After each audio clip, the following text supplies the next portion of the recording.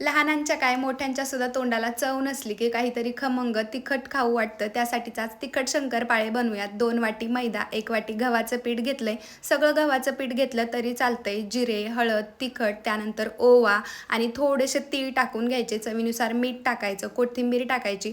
2 चमचे एवढं तेल गरम करून त्याचं मोहन पिठाला चांगलं चोळून घ्यायचं. असा गोळा झाला पाहिजे. त्यानंतर थोडं थोडं पाणी टाकून मिक्स करत घट्टसर गोळा बनवून घ्यायचा. पातळ करायचं नाही कणकेसारखं, म्हणजे लाटताना नीट लाटलं जातं. आता त्यातलाच एक गोळा घ्या, थोडंसं तेल लावा म्हणजे चिटकत नाही, किंवा पीठ सुद्धा लावू शकता. त्यानंतर चपाती इतकंच पातळ लाटून घ्यायचं. हव्या या आकारामध्ये बनवू शकता किंवा वेगवेगळे शेप आता भेटतात तशा शेपचा सुद्धा आकार देऊ शकता, म्हणजे मुलं आवडीने खातील.